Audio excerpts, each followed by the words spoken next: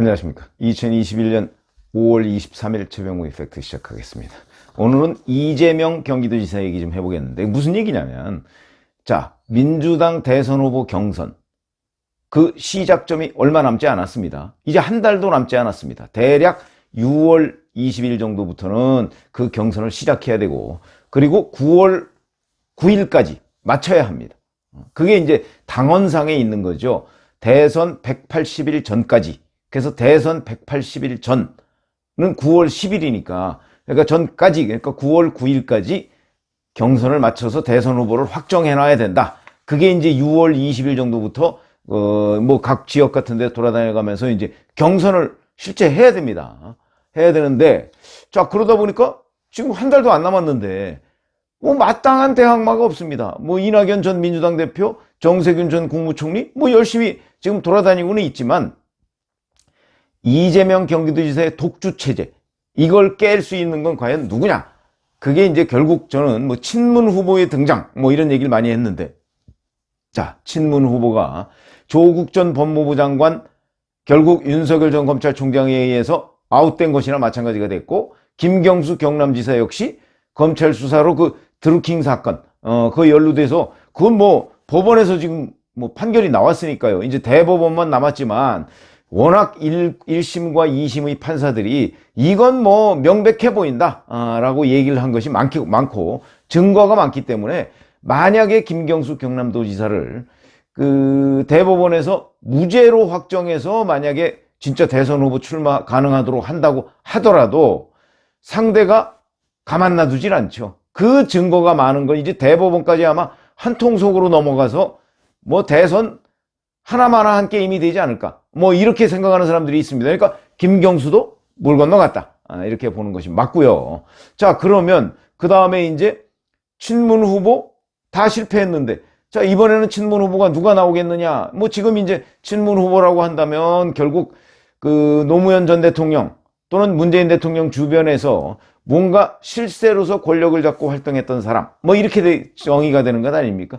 그러면은 이제 이광재 의원이 곧 출마 선언을 한다고 하고요. 그 다음에 김두관 의원, 출마 선언 사실상 한 것이나 마찬가지죠.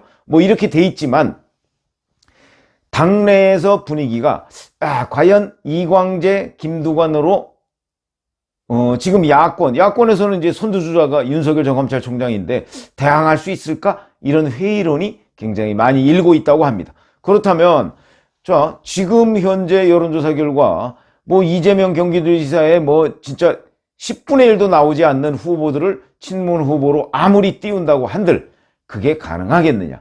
예를 들어서 노무현 후보 같은 경우 2002년에 이미 한 1년 전 정도부터, 사실은 그 당시 현직 대통령이죠.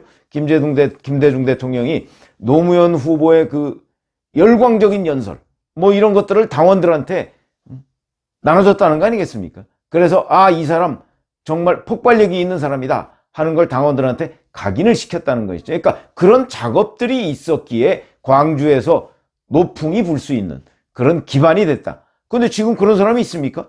그런 사람이 여권에 마땅하지가 않다, 이렇게 본다면 결국은 이재명으로 굳어지는 것 아니냐, 민주당 후보가. 지금 그러니까 친문 후보가 가물가물하고 있는 겁니다.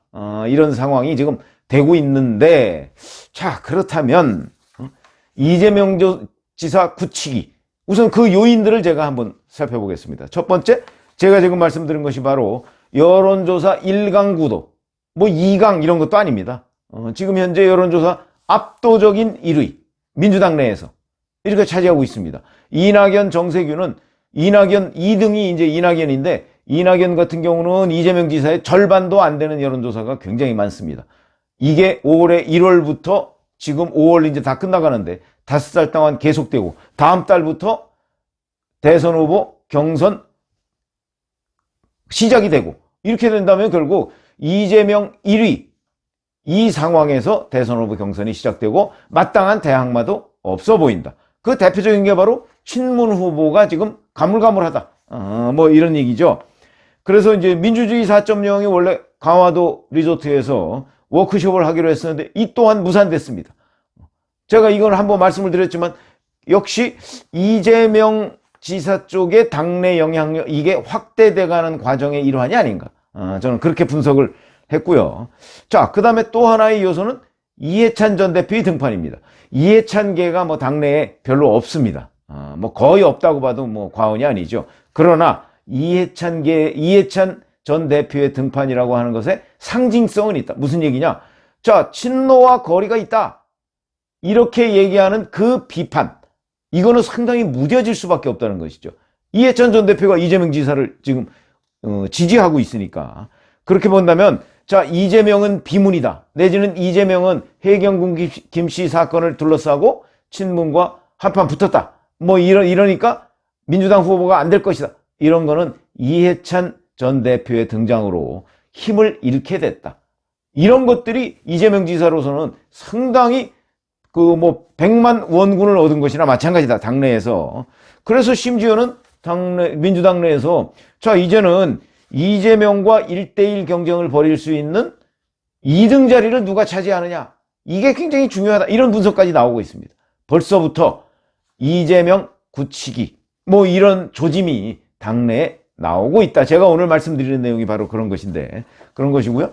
그 다음에 지난 20일이죠. 이재명 지지 모임 성공포럼, 성공과 공정포럼이라고 하는 것이 발족을 했고요. 그 다음에 민주평화광장이라는 전국적 지지 모임. 지금 그 민주당 내의 다른 주자들은 엄두도 못 내고 있는 일을 이재명 경기도지사는 지금 하고 있다. 그러면 결국 민주당 내의 쏠림 현상이 가속화되고 있는 것 아니냐.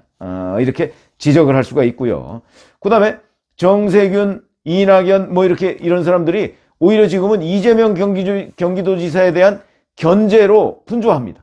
뭐 기본소득 문제, 그 다음에 백신 문제 뭐 이런저런 걸로 그렇다면 이거는 역설적으로 얘기하면 오히려 견제가 되지 않고 굳히기를 가속화하는, 그러니까 이재명 원톱 그런 현상이 되는 것이죠. 누구나 다 이재명을 공격하고 있어요. 당내에서도 그렇고 당 외에서도 그렇고.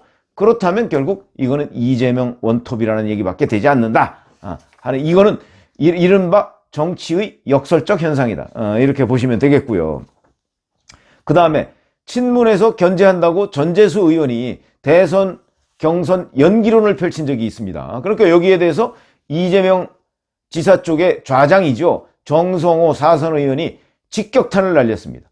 그 이후에 이제 이걸 가지고 좀 공방을 벌였는데 결국은 전재수 의원이 사과했습니다.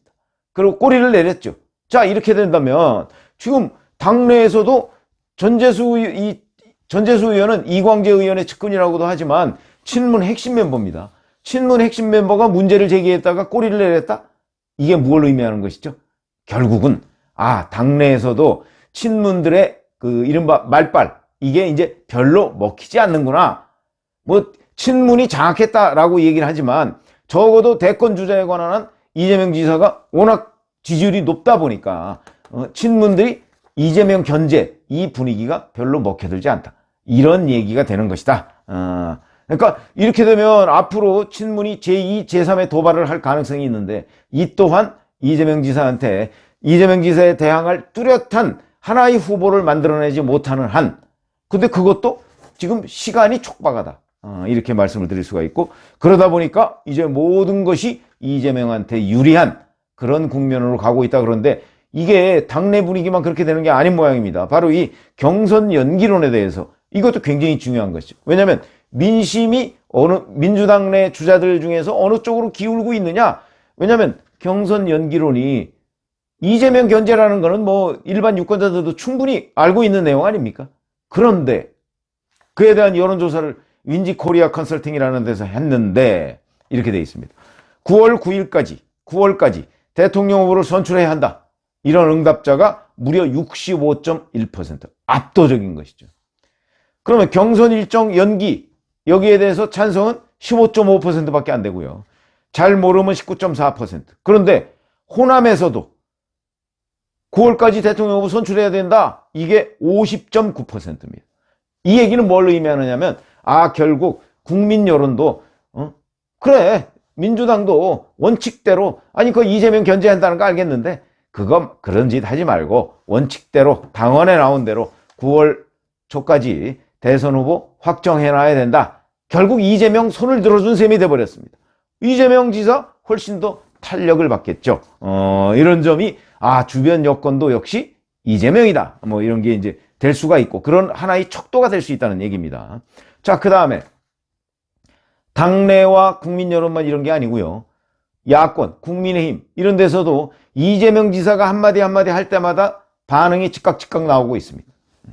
그러니까 견제가 이재명 지사에 집중되고 있다는 얘기죠. 그거는 그만큼 이재명 지사의 경쟁력, 이재명 지사를 우협적으로 바라보고 있다. 뭐 이런 얘기가 되는 것이고, 김종인 전 국민의힘 비대위원장도 이재명 경기도지사가 가장 우협적이다. 이렇게 얘기를 했습니다. 흔히 뭐 정치 감각이 굉장히 뛰어나다라고 얘기하는 김종인 전 위원장도 이런 식으로 얘기하는 걸 보면 민주당 내에서 이재명 굳히기가 이제 어느 정도 효과를 발휘하고 있구나. 뭐 이런 얘기가 되는 것이고요. 뭐 예를 들어서 윤희숙 국민의힘 의원이나 뭐 이런 사람들도 지금 집중적으로 이재명 견제, 이재명 경기도지사의 주장에 대한 반박 뭐 이런 것이 나오고 있는데, 이것 또한 당내, 민주당 내에서 이재명의 어떤 지지세를 확고히 하는 그런 역설적, 역작용의 효과가 있다. 이렇게 보고요. 이게 반대로 이런 것도 있습니다. 만약에 민주당에서, 특히 여권에서 국민의힘 특정 주자를 집중적으로 공격하지 않습니까? 그러다 보면 그 사람이 반사이익을 얻습니다. 지금 이재명이 바로 그런 반사이익을 얻고 있는 겁니다. 야권으로부터 집중적인 공격 대상이 되고, 왜 그러냐? 이게 바로 이재명 1위의 효과입니다. 아마 조금 있으면 윤석열 전 검찰총장이 만약에 정치권 진입을 본격적으로 선언하면 여권에서 집중적으로 윤석열 전 총장에 대한 견제를 시작할 겁니다. 자기네들은 검증이라고 하지만 결국 집중적인 비난이 되겠죠. 그중엔 뭐 공작이 있을 수도 있겠습니다만은 어쨌든 그렇게 되겠죠. 그렇게 되면 야권에서 윤석열 전 검찰총장을 넘을 주자가 나올 수가 없게 됩니다. 이게 이른바 외생 변수입니다. 정치에. 이런 일걸 마찬가지로 국민의힘에서 이재명을 집중 견제하면 할수록 당내 여권에서 이재명을 능가할 후보가 나오기 어려운 구조가 된다. 이렇게 된다면 결국 이재명 굳히기로 간다. 이렇게 보시면 되겠고요. 자, 여기에 이제 변수가 뭐냐? 과연 이재명 굳히기, 이걸 깰 수 있는 변수가 뭐냐? 여전히 뭐 친문 후보 집중적으로 띄우기, 뭐 이건 가능성이 완전히 닫혀 있다고 보기는 어렵습니다. 다만 제가 가물가물이라고 하는 이유는 어려운 국면으로 가고 있다. 지금 시간도 없고 마땅한 인물이 없기 때문에, 뭐 유시민 노무현재단 이사장도 자, 지금 여권에서 나오는 대선 후보 다 훌륭한 분들이다. 그러니까 내가 나올 리는 없다. 뭐 이런 식으로 이제 딱 잘라서 말을 했더군요. 아마 그거는 유시민 이사장의 진심일 겁니다. 본인이 뭐 나와봤자 되지도 않을 것 같고, 그 다음에 뭐 여권 후보 다 훌륭하다. 뭐 그거야 본인 생각이고, 그건 국민들이 판단할 문제고요. 그러나 어찌됐든 간에 본인이 나올 리가 없다. 그러니까 본인이 나와서 자신이 없는 거죠. 본인이 그동안에 해놓은 얘기들, 이것만 아마 덮으려고 해도 1년은 걸릴 겁니다. 그러다 보니까 그런 판단을 한 것으로 보이고요. 그러니까 친문 후보, 뭐 여전히 유효한 카드이긴 하지만 시간이 없다. 인물도 없다. 이런 과정에서 이제 이런 관점에서 본다면 변수로서 과연 꼽힐 만한가 좀 의문이 드는 대목이 있다 하는 거 하나. 그 다음에 또 하나는 이제 이재명 경기도지사 바로 본인의 문제입니다. 그러니까 이제 김부선, 뭐 과거에 뭐 무슨 홍준표 전 대표가 얘기한 뭐 무상연애, 뭐 이거는 김부선 씨가 제대로 된 증거를 지금 들이대지 못하고 있죠. 만약에 그 증거가 나온다면 이 또한 대단히 큰 변수가 될 것이다 하는 거. 그 다음에 또 하나는 이미 뭐 상당수가 아마 들어보셨을 텐데, 형수에 대한 쌍욕, 이거는 뭐 굉장히 많이 돌아다니고, 아마 이재명 경기도지사가 민주당 후보가 된다면 그게 이제 성남시장이 됐을 때와 경기도지사가 됐을 때와는 차원이 다른 공격이 있을 것이다. 우선 그걸 들어보고, 자, 뭐 형수한테 쌍욕할 수도 있지. 그러나 그런 사람이 우리나라의 대한민국의 대통령이 된다. 이거는 좀 성남시장 경기도지사 때와는 다르다. 그래서 아마 이재명 경기도지사가 그 대통령 후보, 민주당 대통령 후보로 확정이 되고 나면, 아니면 그 전이라도 형수 쌍욕 문제는 아마 몇 달 동안 논란이 될 것이고요. 전 국민이 그거 상당수가, 전 국민 중에, 유권자 중에 상당수가 그거를 듣게 될 것입니다.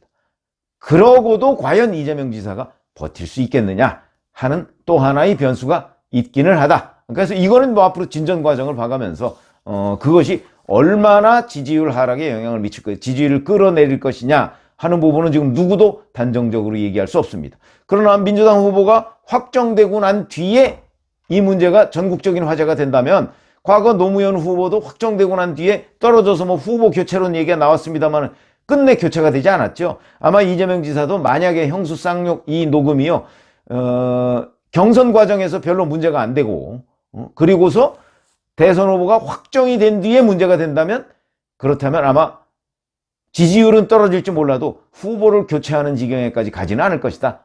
전 이렇게 생각합니다. 그렇게 따지면 변수가 몇 가지 남아있긴 하지만 이재명 지사 굳히기, 이거는 이제 독립 변수가 됐다. 이렇게 판단하시면 되겠습니다. 감사합니다.